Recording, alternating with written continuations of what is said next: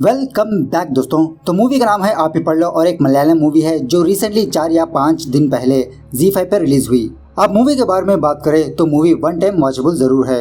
मतलब आधी मूवी तक डायरेक्टर भाई साहब हम व्यूअर्स को डराने की कोशिश करते हैं, लेकिन ना, मैंने नहीं डरा। और आधी मूवी के बाद इस मूवी की असली कहानी सामने आती है। तो उसी तरह मैं आपको इस मूवी का ओवरव्यू बताता हूँ, सुनिए। एक बंदा एक घर में आता है किसी की देखभाल करने के लिए और उसके साथ कुछ अजीबोगरीब घटनाएं पेश आने लगती है। उसके बाद मैं नहीं बताऊंगा, आगे की वीडियो आप देख लो। तो चलिए बिना टाइम वेस्ट किए लेट्स स्टार्ट। और उससे पहले लुटा दो प्यार। तो मूवी की शुरुआत में ही एक बड़े से घर को दिखाया जाता है और उसके बाद उस घर में कुछ लोग कहने लगते हैं और यहाँ पर यह सीन कट होता है। दूसरे सीन में एक बूढ़ी औरत अपने पोते को, जिसका नाम होता है उन्नी कन्नन, उसे एक बंदे के बारे में बताने लगती है और उस बंदे का नाम होता है कृष्णन कुट्टी। वो कहने लगती है, अरे बेटा, मैंने तुम्हें कितनी बार कहा कि रात होने के बाद अपने घर से बाहर मत जाया करो। हम सोचते हैं कि वो हमारी परछाई है, लेकिन ऐसा नहीं होता। वो तो कृष्णन कुट्टी होता है हमारे बगल में ही। और जिस किसी ने भी कृष्णन कुट्टी को देख लिया तो वो तो गया, भगवान बचाए। और उसके बाद कृष्णन कुट्टी को दिखाया जाता है जो मास्क पहना हुआ रहता है और हमेशा सस्ती वाली बीड़ी पीते रहता है। और यहाँ पर भी ये सीन कट होता है।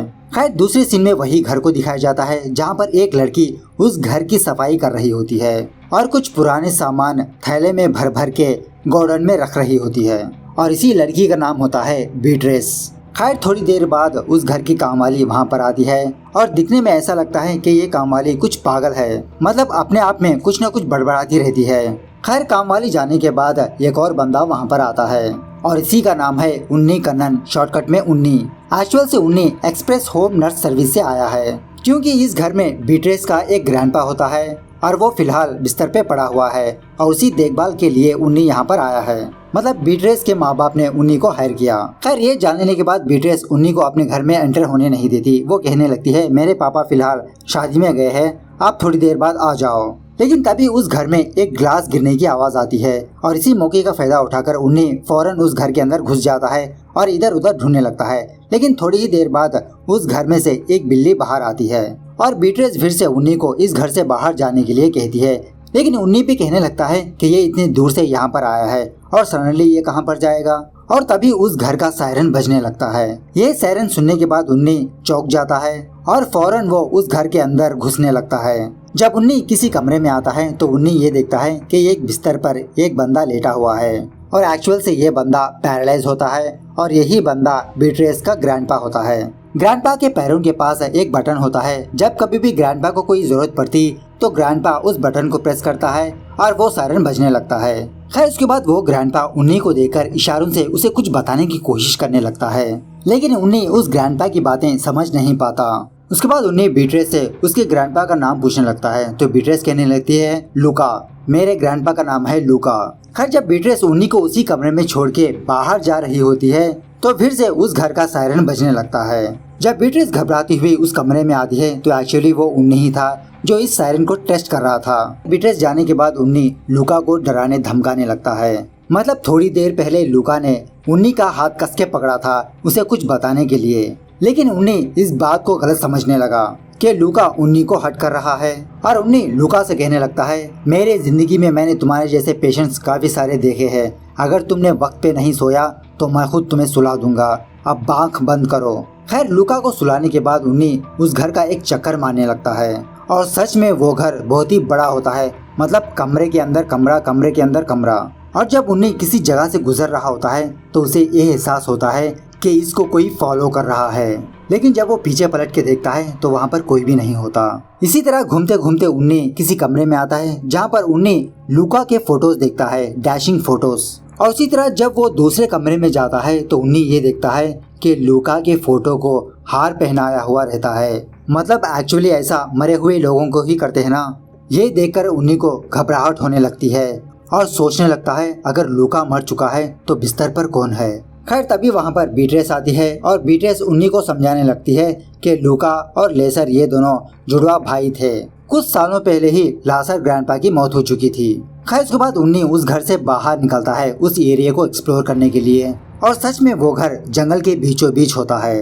और थोड़ी देर बाद वहाँ पर बीट्रेस आती है और उन्नी बीट्रेस से लूका के बारे में पूछने लगता है कि लूका की ऐसी हालत कैसे हुई। तो बीट्रेस बताने लगती है कि एक दिन लूका ग्रैंडपा स्विमिंग कर रहे थे और अचानक से लूका ग्रैंडपा ऊपर से नीचे गिर गए। हमने पहले सोचा कि इनकी डेथ हो चुकी है, लेकिन बाद में पता चला कि ये तो पैरालाइज हो चुके हैं और इन्हीं की देखभाल के लिए हमने एक नर्स को हायर किया, मतलब तुमको हायर किया।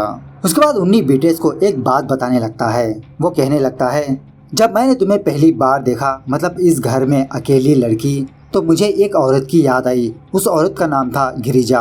मेरी बचपन की कहानी है ये। एक्चुअली गिरिजा बहुत ही खूबसूरत औरत थी। काफी सारे मर्द उस पर मर मिटते थे, लेकिन गिरिजा ने एक अमीर आदमी जिसका नाम था प्रभाकरन, उस आदमी से शादी कर ली।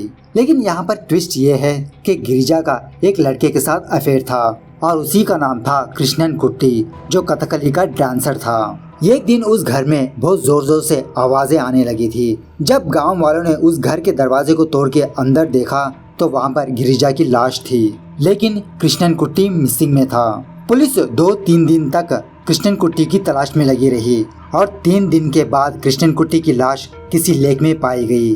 और तब से लेते हुए आज तक हमारे गाँव में ये रूमर है कि आधी रात में कोई भी बाहर नहीं जाता। अगर बाहर गया तो कृष्णन कुट्टी उस आदमी को मार देगा, प्रभाकरन समझ के। इस तरह से जब उन्नी बीट्रेस को कहानी सुना रहा होता है, तभी एक बंदा पीछे से इनको बुलाता है और वो और कोई नहीं कृष्णन कुट्टी होता है और इन दोनों से बीड़ी मांगने लगता है, ओरी मोरी मैया। लेकिन बाद में पता चलता है कि वहाँ पर कोई नहीं था, ये सब बीट्रेस का इमेजिनेशन था और उन्नी ने बीट्रेस को ये कहानी सुनाकर डरा रहा था। थत सारा मूड सत्यानाश कर दिया।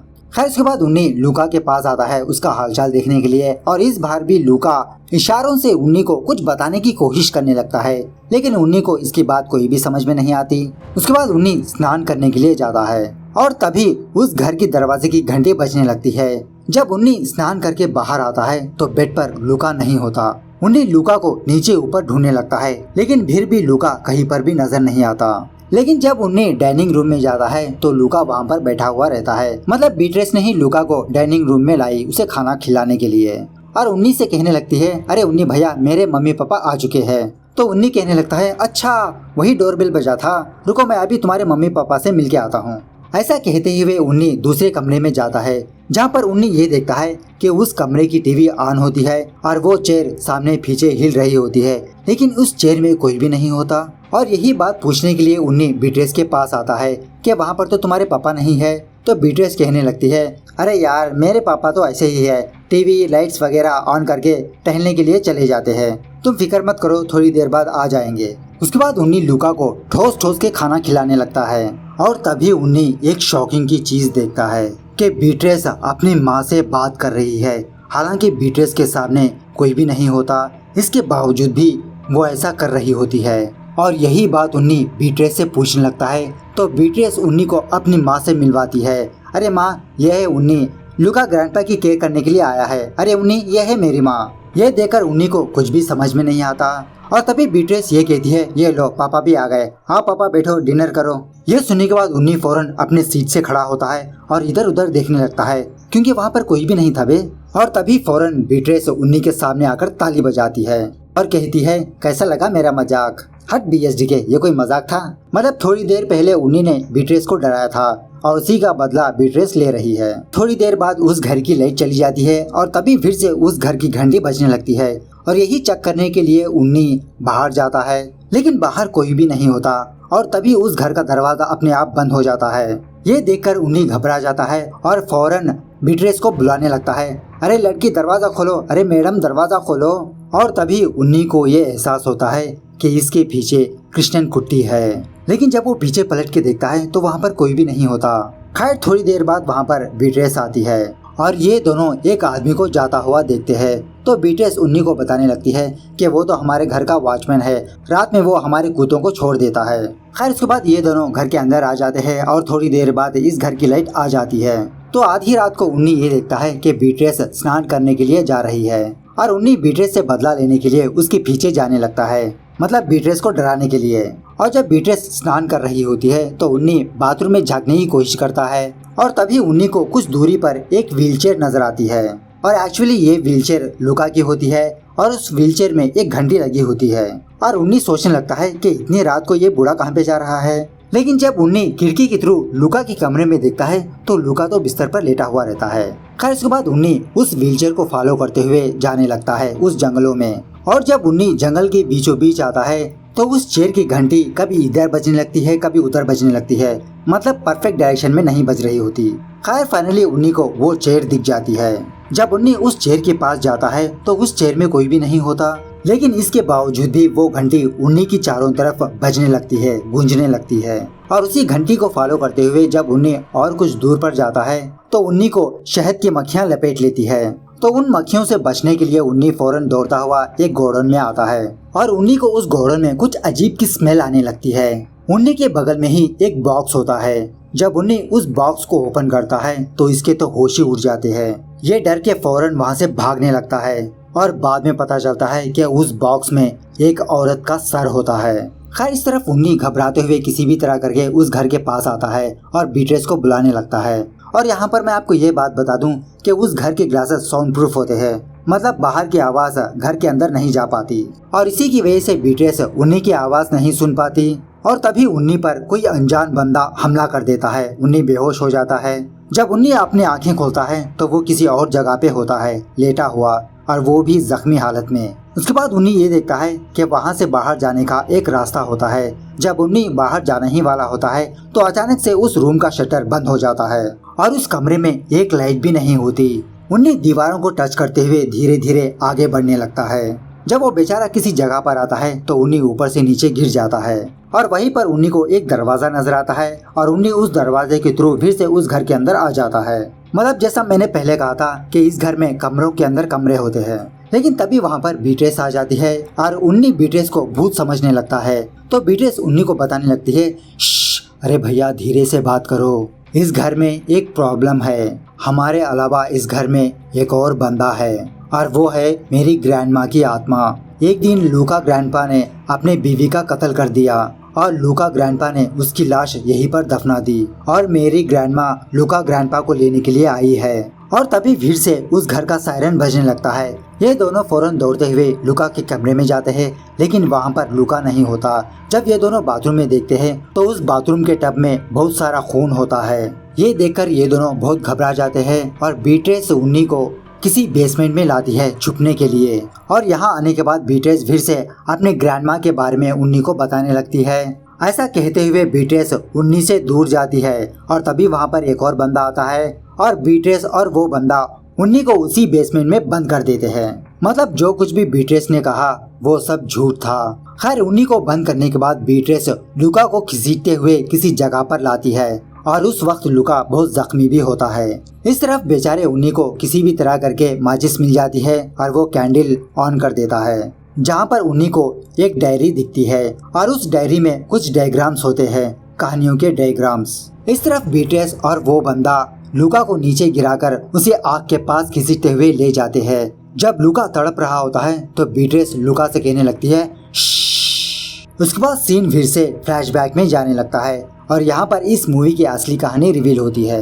एक्चुअल से बीट्रेस अनाथ है। इस घर की फैमिली ने बीट्रेस को गोद लिया, इस घर को लाए और उसी घर में लूका भी था, जो बहुत ही घमंडी किस्म का बंदा होता है। और लूका ने बीट्रेस को इस घर में इसलिए लाया ताकि वो इस बच्ची के साथ एंजॉय कर पाए। और हर हमेशा लूका अपने बेटे से कहने लगता है, इस घर में जो कोई भी चीज है वो मेरी है, सिर्फ मेरी। और यहाँ पर हमें एक और बात भी पता चलती है कि लूका ने अपने बहू के साथ भी कांड कर चुका है।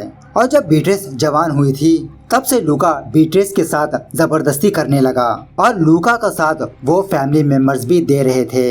हर हमेशा बीट्रेस को चुप कराते रहते थे और इसी तरह ये फैमिली वाले बीट्रेस को इस घर से बाहर नहीं जाने दिया, बचपन से लेते हुए आज तक। और उसी घर में उस कपल का एक बेटा भी होता है और वो बेटा बीट्रेस के साथ एंजॉय करना चाहता है और यही बात वो लड़का लूका से आके बताता है। लेकिन लूका फिर से यही बात उस लड़के को बताता है, इस घर में हर कोई चीज मेरी है, सिर्फ मेरी, मैं ही उसका मालिक हूँ। खैर जब एक दिन लूका स्विमिंग पूल में स्विम कर रहा होता है तभी वहाँ पर बीट्रेस आती है कोक वगैरह रखने के लिए और बीट्रेस को देखकर लूका उसे सेक्सुअली असॉल्ट करने लगता है और मौके का फायदा उठाकर बीट्रेस लूका का नुन्नू कट कर देती है और लूका को लात मार के ऊपर से नीचे गिरा देती है और तब से लेते हुए लूका पैरालाइज हो चुका है और बीट्रेस इसी चीज का बदला ले रही है। अब रही इस बंदे के बारे में, इस बंदे का नाम है लिंटो। एक दिन लिंटो और उसका फादर बीट्रेस के घर आए वहाँ पर कुछ काम वगैरह करने के लिए, और इसी दरमियान में लिंटो ये देखता है कि उस घर का लड़का बीट्रेस पर जबरदस्ती कर रहा होता है। ये देखने के बावजूद भी लिंटो चुपचाप वहाँ से चले जाता है। थोड़ी देर बाद जब बीट्रेस स्नान कर रही होती है तो लिंटो अपना फोन लेकर उसकी वीडियो बनाने लगता है, लेकिन ये चीज बीट्रेस देख लेती है और लिंटो को कुछ ज्ञान की बातें बताने लगती है कि मैंने सोचा कि तुम एक असली मर्द हो, मुझे बचाने के लिए आए हो। लेकिन उल्टा लिंटो बीट्रेस से कहने लगता है, अरे एक बार तुम मेरे साथ आकर भी तो देखो, मैं तुम्हें हवाओं में सैर करवाऊंगा, मेरे साथ आ जाओ, हम कहीं दूर चलते हैं। लेकिन बीट्रेस इसके लिए मानती नहीं। खैर एक दिन बीट्रेस खुद लिंटो के पास आती है और उससे कहने लगती है, क्या तुम चाहते हो कि तुम अपनी आंखों से मुझे भर भर के देखो? अगर मुझे हासिल करना चाहते हो तो आज रात मैं तुम्हारा वेट करूंगी, वहाँ पर आ जाओ। तो लिंटो उसी तरह से बीट्रेस के पास जाता है उसके साथ कांड करने के लिए। लेकिन तभी वहाँ पर उस घर का लड़का आता है और इन दोनों के बीच बहुत हाथापाई होने लगती है। जब वो लड़का लिंटो को मारने ही वाला होता है तो तभी बीट्रेस एक चाकू लेकर उस लड़के का गला काट देती है, उसे मार देती है। ये देखकर लिंटो के तो होश ही उड़ जाते हैं और बीट्रेस से कहने लगता है, जो कुछ हुआ वो भूल जाओ, तुम फौरन मेरे साथ आ जाओ, हम कहीं पर दूर चलते हैं। लेकिन बीट्रेस लिंटो से कहने लगती है, नहीं, मैं नहीं यहाँ से जाने वाली, और कुछ लोग यहाँ पर बचे हैं, मैं उन लोगों को मारकर ही इस घर से बाहर जाऊंगी। लेकिन लिंटो फौरन इस घर से बाहर जाने लगता है तो बीट्रेस लिंटो को अपने काबू में करने के लिए उसे किस करने लगती है और उसे रोक देती है। खैर थोड़ी देर बाद बीट्रेस का मुंह बोला फादर वहाँ पर आता है तो मौका देकर बीट्रेस अपने फादर को भी मार देती है और इसी तरह बीट्रेस अपनी माँ को भी गला काट देती है। और जो उन्नी जिसका सर देखा था वो सर इसी औरत का था। उसके बाद सीन फिर से प्रेजेंट डे पर शिफ्ट होता है जहाँ पर बीट्रेस एक आयरन रॉड को आग में जला रही होती है। उसे जलाने के बाद बीट्रेस लुका के मेन पॉट पे रख देती है। मतलब बीट्रेस लुका को एक दर्दनाक मौत देना चाहती है।